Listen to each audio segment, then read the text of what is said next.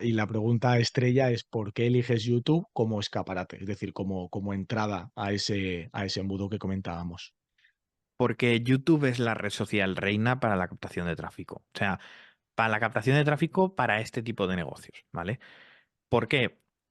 Yo siempre digo que tiene tres características que la hacen única, ¿vale? Lo primero es que, que YouTube no solo depende de las búsquedas, esto seguro que habrás visto mucho el tema del SEO, el que tienes que crear pues, algo para que se posicione dentro de la red social, la gente te busque. No, YouTube es una evolución de eso. Yo siempre digo que es una evolución de Google. ¿Por qué? Porque YouTube tiene una cosa muy interesante que es el feed de inicio. Es esa página de inicio donde tú entras y entonces YouTube te recomienda cosas, ¿vale? Entonces, dependiendo de la sección donde tú estés dentro de YouTube, la psicología de consumo que hay detrás es muy diferente, ¿ok? Pero esa parte en concreto del feed la hace que sea única. ¿Por qué? Porque ya no es una red social de búsqueda, ¿vale? Sino que es una red social de descubrimiento. Es YouTube quien te pone delante de una persona que a lo mejor no te conoce. Tú no necesitas buscar para que te encuentren, ¿vale? O sea, no necesitas buscar para encontrar, sino que ya puedes dejar que la red social haga su trabajo, con lo cual te centras en algo que es muy importante, que es crear contenido para ese tipo de gente que quieres que te vea. Eso es espectacular. Eso hace que, como segunda opción, bueno, segunda característica, no dependas de los suscriptores. Tú subes un post, por ejemplo, a Instagram o lo subes a cualquier lado o a Twitter y dependes de la gente que te sigue. ¿Por qué? Porque quien lo va a ver es esa gente que te sigue y dependes de que ellos lo compartan para poder llegar a más audiencia, ¿no? En YouTube eso no pasa. Cada vídeo es un juego nuevo. Tú lo subes y tenemos el sesgo, mejor dicho, de que pensamos que cuando subimos un vídeo toda nuestra audiencia lo va a ver y de eso nada. O sea, que estén suscritos no significa nada. Los suscriptores nos sirven para autoridad, ¿vale? O sea, para que esto es lo típico que entras a un canal, te cuenta algo y dices, tiene 3 suscriptores. Bah, a saber. Y entras a alguien que te dice absolutamente lo mismo y ves 1 millón de suscriptores y dices, pues algo sabrá, ¿vale? Y ya no tiene nada que ver. Pero psicológicamente nos sesgamos de esa manera de pensar que eso da autoridad. Entonces los suscriptores, sobre todo, ¿vale? Luego sí que tiene una pequeña funcionalidad dentro del momento en el que estrenas un vídeo tal y cual, pero eso lo vamos a obviar, que no, ahora no viene el caso. Y aparte es simplemente un pequeño empujón que tampoco cuenta en la media global, ¿vale? Entonces, digamos que los suscriptores solamente sirven para tema de autoridad. Así que es una diferencia muy fuerte respecto al resto de redes. Y entonces aquí viene la tercera característica, que es cuando dices, vale, pero es que todo esto que me has contado sí descarta a muchas redes sociales, ¿vale? Pero quedan dos que siguen siendo o siguen cumpliendo esto, que son Instagram Reels y TikTok. Vale, ¿qué pasa con estas? Pues algo muy interesante, que es el vínculo que se crea. En qué, o sea, hemos hablado de algo muy importante, que era que dependiendo de la sección, la psicología de consumo que había detrás era diferente, ¿no? Pues lo mismo pasa con este tipo de contenido. Cuando tú estás consumiendo contenido corto, es muy diferente a cuando tú estás consumiendo contenido largo, porque estás en otro momento. ¿Cuándo consumes contenido corto tú, Jesús? Cuando en mi tiempo libre, cuando quiero entretenerme. Ahí está.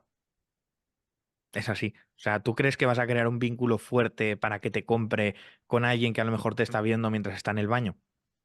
Es difícil. ¿Se consigue? Sí, claro que se puede conseguir, pero es mucho más difícil que alguien decida estar sentado en su escritorio, en lo que sea, y decida ver un vídeo al que no tiene que dedicar 4 segundos de los que luego se olvida al minuto, sino que tenga que dedicar a lo mejor 15 20 minutos a ver algo que le estás contando. Cambia mucho la perspectiva de todo eso. Y hablando de esto, podría incluso añadir una cuarta característica que también es fundamental, que es el tema del ciclo de vida del contenido. Tú subes un post a Instagram, lo subes a LinkedIn, lo subes a donde sea y dura el tiempo que dura en el muro de la gente que te sigue. Que esto lo tendría que haber contado con lo de los suscriptores, eh, pero bueno, es importante que la gente lo sepa, ¿no? En YouTube eso no pasa. Cada contenido que creas, a no ser que hables de una tendencia que pueda caducar ya, el contenido es evergreen. Quiere decir que el contenido se rescata incluso aunque sea dentro de 10 años. Si dentro de 10 años hay una persona a la que le puede interesar el vídeo que subiste hace 10 años, YouTube se lo va a poner delante. Entonces, claro, yo siempre digo que esto es como tener un comercial que trabaja 24/7 para ti, porque tú subes un vídeo y ese vídeo es un activo, ¿vale? Es algo que has creado ahí y que va a ir generando visualizaciones con el tiempo y por ende va a acabar generando ese tráfico que puedes acabar convirtiendo en gente que entra a la newsletter y que te puede acabar comprando un producto. Con lo cual, al final el juego de YouTube es un juego que es exponencial y eso es muy, muy interesante. Eso permite que no tengas que estar todo el día encima de la red social. O sea, una de las cosas que veo mucho y que me agobia mucho de otras personas que están, por ejemplo, subiendo contenido a Instagram es que tienen que estar todos los días ahí, pim, pam, pim, subiendo contenido, o en Twitter, que hay que estar todo el rato continuamente escribiendo y no fallando un día, porque si no, encima te quita exposición y a mí me costaría mucho, vamos. En YouTube no. En YouTube yo me he tirado temporadas de 3 meses sin subir un vídeo y o sea, la misma librería de vídeos que tienes anteriormente hacen que sigas consiguiendo tráfico de una manera constante. No vas a tener los picos que genera el subir un vídeo nuevo, pero sigues teniendo una constancia. Y eso hace que si yo ahora me quiero ir 3 semanas de vacaciones, no pase absolutamente nada porque mi negocio sigue funcionando. Eso sí que te da esa pasividad, entre comillas, ¿vale? Porque al final, si pasan 3 años y has dejado de subir vídeos y no subes nada más, poco a poco vas a ir obteniendo menos visualizaciones hasta que llega un momento en el que eso se va pagando, ¿vale? Pero consigues que eso se mantenga mucho más en el tiempo y que el ciclo de vida del contenido sea amplio. Entonces, vamos, yo es que para mí no hay otra red social igual, pero Es que eso además es muy importante, no solo a nivel personal de que te guste más o menos estar encima de la red social, que te quita tiempo. Yo en cuanto Ujú. empecé a tener clientes, el tiempo que le tenía que dedicar a seguir llenando ese embudo, me lo estaba quitando de otras partes que podría seguir trabajando o de mejorar el proceso de venta y demás. Entonces, tener a ese comercial, entre comillas, trabajando para ti, no permite solo que esté más liberado para estar más a gusto, sino para enfocarte en otras partes de tu negocio que quizás son más importantes, porque si sigues captando tráfico, pero no optimizas otras partes y tu servicio cada vez es peor, cada vez vas más estresado, eso me parece fundamental. Totalmente. Y aparte que es que tú tienes que pensar que cuando tú estás creando contenido, la idea es jugar a largo plazo, ¿vale? Esto sí que hay que contarlo. YouTube no es un juego a corto, que por eso mucha gente muchas veces se tira a redes sociales de contenido corto, como TikTok, porque, claro, suben un vídeo y de repente en YouTube lo ven 10 personas y encima 4 de ellos han sido él y sus padres y sus amigos, ¿vale? Claro, en TikTok lo subes y el primer vídeo igual te ven 2000.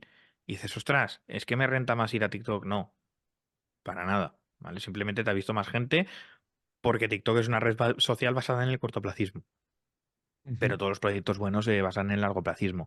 Y hay que tener en cuenta de que ese juego a largo plazo acaba rentando mucho porque es exponencial, pero vas a tardar a ver resultados, que es lo que tiene. Ahora, el que es constante, sigue subiendo contenido, sigue haciendo cosas, realmente hace ese aporte de valor, a la gente le gusta lo que estás haciendo, o sea, es imposible que al final no acabes teniendo suficientemente tráfico como para poder acabar haciendo algo interesante. O sea, y más si no lo haces al modo difícil, como he hecho yo, de intentar tener esa pasividad a la hora de no tener que estar cara a cara con el cliente. Si vendes ujú, servicios, aún es mucho más fácil, porque necesitas mucha menos audiencia para poder captar ese tráfico. ¿Por qué? Porque los servicios normalmente se suelen cobrar un ticket un poquito más alto. Entonces, como es algo que es tan directo, es mucho más fácil venderlo que, por ejemplo, una formación. ¿Vale? ujú. Para las formaciones a lo mejor necesitas algo más de volumen. Pero, Y sí, dime, dime. una cosa muy, muy chula es que lo que has dicho, si sigues trabajando a largo plazo, llega ese momento donde la gráfica se dispara. Y una cosa que me parece muy, muy, muy importante, porque es que le acaba de pasar a un amigo se le ha viralizado el canal, luego te diré cuál es, tiene un podcast que a mí me encanta, es un podcast random, pero él empezó a subir capítulos y eso de las 2000 visitas ya las habría firmado él. Te estoy hablando de 300, 400 visitas, hasta que uno se le viralizó, pero a tope, y todos los demás empezaron a recibir visitas, porque la gente, Eso gracias a es, ese vídeo viral, llegó al canal y su trabajo era bueno. Es decir, en otras redes sociales, si lo que tú publicas al principio es bueno, pero no lo ve nadie, como has dicho, se pierde, pero eso al ser evergreen no es que siempre trabaje para ti, sino que eso que tú has hecho bien, se puede reconocer el esfuerzo a posteriori. Y le claro. están entrando millones de visitas, millones, Sí, millones. sí. Por eso siempre hablo del tema de los tipos de contenido, que no todo se trata, o sea, por eso muchas veces demonizo el tema de cuando hablo de lo del SEO y todo esto, porque el SEO simplemente está orientado al tema de búsquedas, que es uno de los tipos de contenido que hay dentro de YouTube, ¿vale? Que es una de las partes muy específicas de la plataforma, pero hay muchas más y cada uno tiene sus tipos de contenido y no es lo mismo hacer contenido que esté orientado al descubrimiento, o sea, que sea contenido más viral, pero no por ser viral, sino con la intención precisamente de eso que dices, que es que te conozca más gente y que al final puedes inyectar ese tráfico hacia otros vídeos que tú ya tienes en el canal y que eso al final pues acabe siendo una bola de nieve, que hagas contenido para contestar, por ejemplo, preguntas frecuentes que suelen ocurrir, ¿vale? Que sabes que van a ser cosas que sí que se van a buscar, ¿vale? Que no van a ser cosas que se van a encontrar, sino que tú quieres buscarlas, que hagas otros tipos de contenido que vaya a ser más para inducción de tráfico, o por ejemplo que hagas una estrategia combinando ese contenido largo con el contenido corto, y que el contenido corto lo utilices a modo de cebo para poder conseguir ese chute o esa inyección de tráfico más bestia, que luego algunos acaben llegando a los otros tipos de vídeo. O sea, hay muchas formas luego de tratar todo eso, pero porque te permite jugar a ese juego en el que tú empiezas a hacer las cosas. Y luego que llega un momento en el que cuando YouTube abre el grifo, lo abre a lo bestia. O sea, no es. Eso yo lo vi muy claro con el vídeo mío, el Zettelkasten, que justamente me has dicho antes, Jesús, que tú me habías conocido por ahí. Sí. Eh, yo tengo un vídeo que encima, lo típico de. Es que los vídeos tienen que durar 15 minutos porque no sé qué. O sea, mi vídeo más viral dura casi una hora. O sea, todo lo que te cuente normalmente de tienes que hacer esto así porque sí, olvídate. O sea, normalmente es porque lo han copiado de alguien que le ha funcionado justamente eso, pero eso no significa que sea lo que funciona y el resto no, ¿vale? Siempre tienes que cuestionarte un poco vale, porque a esta persona en concreto le ha funcionado en esta situación concreta, ¿no? Y para este tipo de contenido concreto y audiencia. A mí ese vídeo hizo que lo que dices tú, que de repente se me dispararan muchísimo más las visitas de otros vídeos. ¿Y qué pasa? Que aquí ocurre algo muy interesante, que es que yo tengo ahora compañeros que hablan de temáticas similares, ¿vale? Y otras personas en otras redes, por ejemplo, lo podrían ver como, ¡guau! Es mi competencia. Ahora aquí hay una aliada. Yo siempre digo que eso no es competencia, eso es competencia. ¿Por qué? Porque aunque tú hables de una temática, aunque fuera la misma, ¿vale? O sea, aunque tú, Jesús y yo habláramos absolutamente de lo mismo, con el mismo guión, hay gente que casaría más con tu marca personal y gente Ujú. con la mía.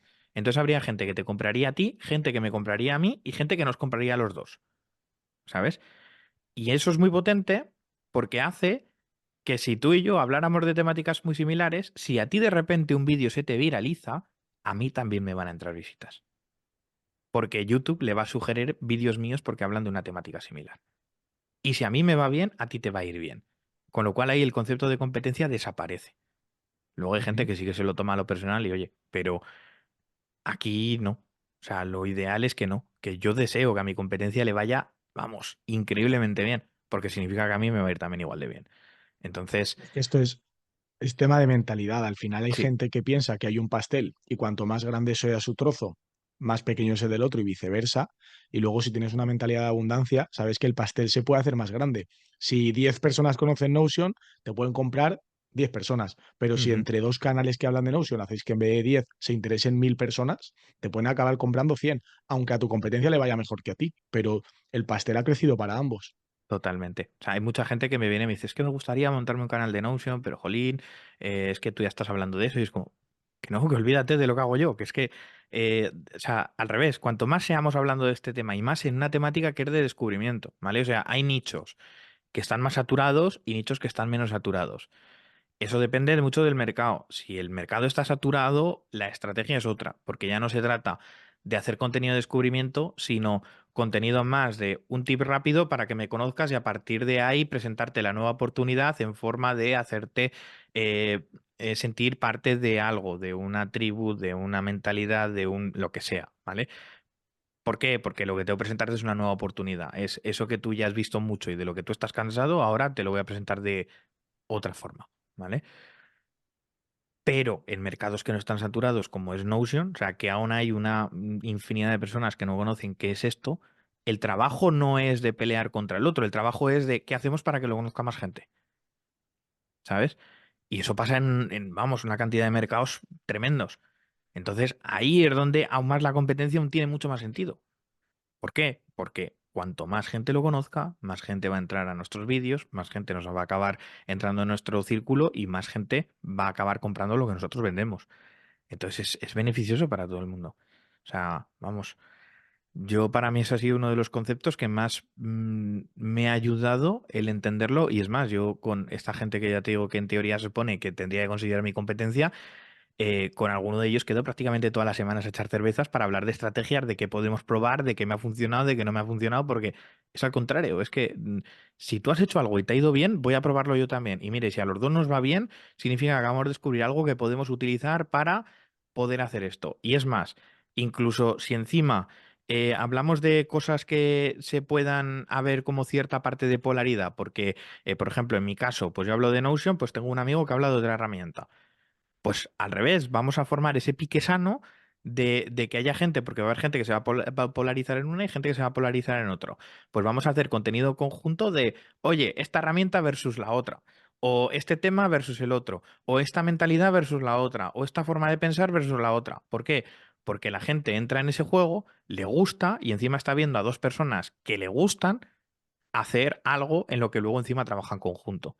Y eso es tremendo. O sea, es que no puedo hablar cosas malas de la competencia en YouTube porque es que ayuda, ayuda. La ayuda si la tratas bien, claramente, pero ayuda. Claro. Sí, tienes la mentalidad adecuada en este caso. Ujú. Y a mí el tema YouTube, ahora que voy a empezar, porque este podcast ya te he comentado que es para empezar en el mundo YouTube, a mí hay algo que me gusta y es a mí que me gusta jugar a largo plazo, me anima. Sé que va a ser difícil al principio, pero como yo creo que voy a hacer las cosas bien y encima voy a seguir a largo plazo, me anima a saber que el día de mañana se puede acabar reconociendo este trabajo inicial. Para las personas que empezamos, ¿qué, qué consejos, qué estrategia nos dirías? ¿Cómo podemos empezar? ¿Cuál sería ese empujón inicial? ¿Cuáles son los primeros pasos que deberíamos dar como bebés de YouTube? De lo primero es empezar. O sea, hay mucha gente que digamos que se bloquea demasiado en el análisis de qué temática tengo que hacer, qué tengo que preparar, voy a hacer vídeos de esto porque a esta persona le ha funcionado. O sea, olvídate, olvídate. ¿Qué cámara me compro? ¿Cómo tengo que hacer los vídeos? ¿Cuánto tiempo tienen que durar? ¿A qué hora los tengo que subir? O sea, la gente acaba montando unas fórmulas de, y si meto el ratón al microondas antes de subir el vídeo, resulta que YouTube se hackea y te... No, que no existe la magia chamánica para esto, que es hacer, hacer, hacer, hacer. Y poco a poco ya irás pivotando, porque la misma gente te va a ir diciendo. Y vas a ir viendo que a la audiencia le gustan más un tipo de vídeos, le gustan otros, que ellos mismos te dan ideas de, jolín, podrías hablar sobre este tema. O sea, tú mismo vas a ir pivotando poquito a poquito hacia eso, que sea el sitio donde tú te sientas cómodo y a la audiencia le guste, ¿vale? Porque si haces solo lo que a la audiencia le gusta, podrás vender mucho, pero es muy probable que a lo mejor no case contigo y te acabes quemando. Y si solo haces lo que a ti te gusta, pues es muy probable que a la audiencia no le guste y que entonces no vendas nada, ¿no? Entonces hay que encontrar ese equilibrio entre donde tú te sientes cómodo y a la audiencia le gusta, ¿vale? Pero eso lo vas a conseguir con el tiempo y haciendo. O sea, yo siempre digo que cuando veo mis primeros vídeos digo, madre mía, qué horror. Pero es que es normal, es que a todo el mundo nos pasa eso. Es que nadie ha empezado sabiendo aquí, o sea, no hay una carrera para ser youtuber ni nada de eso. Eso es algo que aprendes con el tiempo y con la práctica y haciendo. Y el miedo a la cámara se pierde hablándole en la cámara. O sea, el que me diga que se siente cómodo hablándole a un trozo de plástico con cristales es para que se lo haga mirar. Porque es así, o sea, nadie hemos nacido con el don de hablar delante de la cámara. Eso se aprende con el tiempo. Entonces, es cuestión de empezar, probar y ya está. Y sobre todo no copiar a los demás, ¿vale? O sea, eso es el tema de lo de las ventajas injustas. Cada uno tenemos nuestras habilidades, nuestras experiencias que hacen que tengamos una visión única de nuestra realidad, ¿vale? Entonces, eso lo tenemos que aplicar a aquello que hacemos.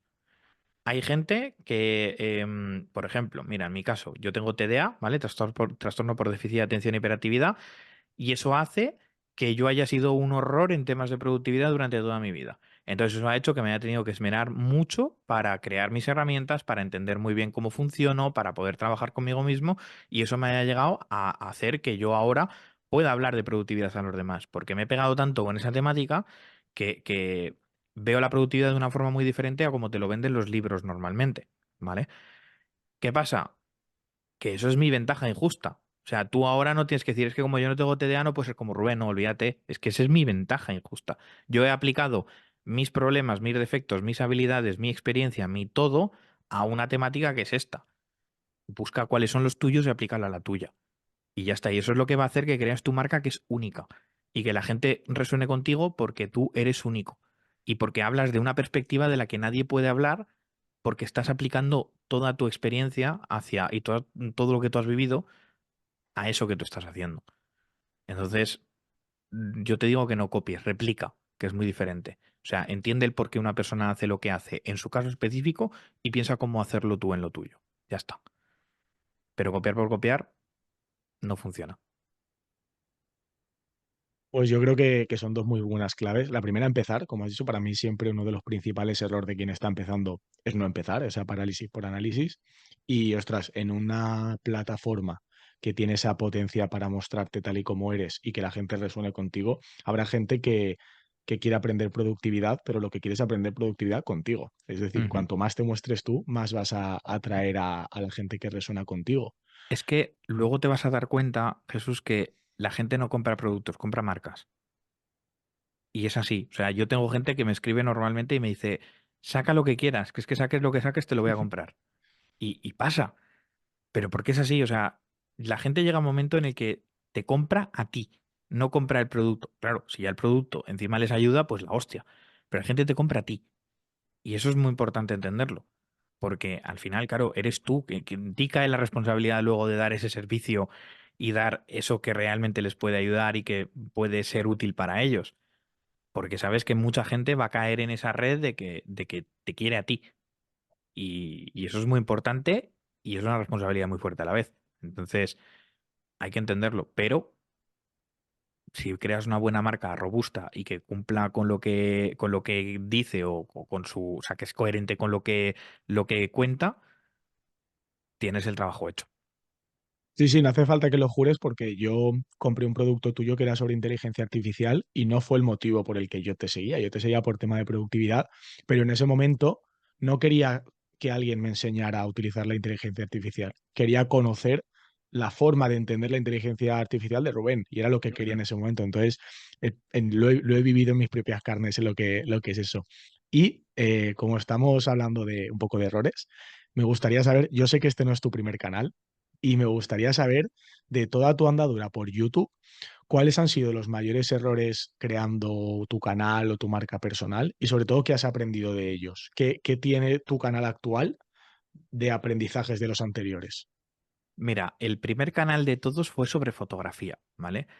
Yo en el momento en el que me arruiné tuve que hacer muchas cosas. O sea, tuve que hacer muchas cosas porque, bueno, lo mismo, al final en un trabajo por cuenta ajena era imposible que me pagaran esa cantidad de dinero que yo tenía que pagar a las entidades crediticias, ¿vale? Básicamente.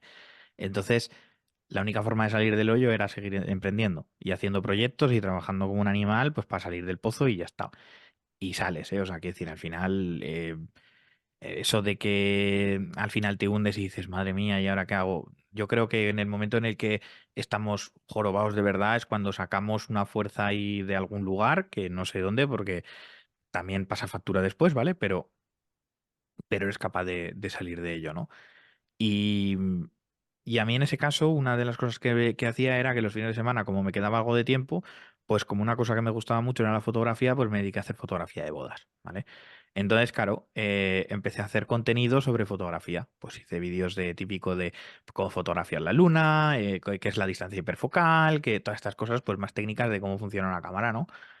Muy guay, muy interesante. O sea, tengo vídeos en ese canal con 40, 50 mil visualizaciones. O sea, y a día de hoy sigue generando visualizaciones. Y eso que llevo igual 7 años sin subir absolutamente nada ahí. Que esa es la muestra de que realmente el Evergreen funciona muy bien en YouTube, ¿no? Pero ¿qué tiene que ver eso con la fotografía de bodas? O sea, quiero decir, ¿cómo pretendía conseguir clientes con esa red social si no estaba orientando el contenido a que ese tipo de gente me descubriera, ¿no? Lo que tendría que haber hecho es contenido de, yo qué sé, cómo no preocuparte en tu boda cuando el fotógrafo te está haciendo fotos y salir como si fuera una película de Netflix, yo qué sé, por ejemplo. O cómo posar como una modelo de forma natural sin que, yo qué sé, ¿sabes? O sea, ese tipo de contenido que puede ser interesante pues para esa gente que se va a casar, ¿no? Cómo hacer que las fotos Ujú. de tu boda no sean un desastre, yo qué sé. Pues eso es lo que tendría que haber hecho. Pero no, subí contenido pues de tutoriales, que es lo que es, y eso lo veo, es muy común. O sea, tú buscas ahora, por ejemplo, contenido, imagínate que eres una agencia de, yo qué sé, una empresa que quiere hacer anuncios en Facebook Ads y quieres encontrar un diseñador que te haga ese tipo de anuncios, ¿no? Que te cree toda la parte gráfica de esos anuncios. Si tú buscas esos términos en YouTube, te vas a encontrar gente que te enseña a utilizar Illustrator, que te enseña a decir otras cosas, pero hay nadie que te hable de eso. ¿Y por qué tendría que contratar a una persona para eso? ¿No? ¿En qué me puede ayudar a mí una persona que se dedique a eso dentro de mi empresa? ¿O por qué yo tendría que hacer anuncios con un aspecto gráfico que sea más interesante para esto, ¿no? Y ese es el mayor error que me veo dentro de la mayoría de canales, que no orientan el contenido para que vaya a la audiencia que tiene que ir. Y luego culpan a YouTube de, es que no soy viral, es que no me da visitas, es que no me llegan clientes. No, no te llegan clientes porque el contenido que estás haciendo no está yendo a ese tipo de público, ¿sabes? Claramente que volvemos a lo mismo, que hay parte luego de, pues que sí, que el algoritmo no es perfecto y que a veces pues puede hacer alguna liada, pero el primer paso eres tú y normalmente en la mayoría de casos el problema eres tú, no es el algoritmo. Y tienes que fijarte en el contenido que estás haciendo y si realmente va orientado a ese tipo de gente, si a esa gente le puede interesar, si lo que estás haciendo no es algo que es infumable de ver. Y aquí no me refiero solo a tema de edición, ¿vale? Que la edición no es tan importante como la gente se piensa, pero eh, ya está, que no hace falta hacer cosas súper complejas, pero que de verdad cuéntale algo interesante a la gente que eso. Por aclarar un poco el tema este de lo de edición que he dicho, eh, para que os hagáis la idea, la mayoría de gente, y por eso está funcionando también el formato podcast, es porque si tú le vas a vender a gente adulta y no adolescente, ¿vale? La mayoría de gente cada vez quiere menos edición. ¿Por qué? Porque ya muchos lo que buscan incluso es ponerse el vídeo de fondo y mientras hacen Ujú. otras cosas, ¿vale? Cuanto menos tengan que mirar en la pantalla, mejor. Entonces no te vuelvas loco con la edición, porque no es necesario, ¿vale? Si vas a hacer contenido más de entretenimiento para gente que es más adolescente o más tal, sí, pero para el resto de casos no, que es la mayoría, ¿vale? Entonces, bueno, en ese canal no conseguí clientes a través de ese canal. Entonces llegó un momento que me quedé mucho ya sin ideas, sin historias y al final dije, pues bueno, lo dejamos ahí y ya está.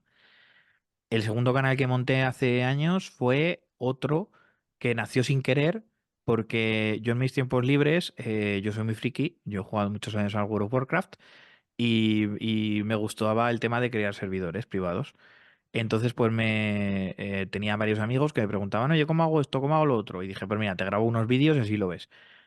Para mi sorpresa que empezó a verlo más gente. Entonces dije, ostras, qué interesante. Y en ese canal acabé subiendo de todo, de todo. O sea, ahí hay cada perla que da miedo. O sea, destructor de dignidad. Es el. Sí, sí, tengo vídeos que dan miedo lo que hay ahí. Pero bueno, tengo de todo subido ahí. ¿Qué pasa? Pues para empezar, no me estaba centrando en nada.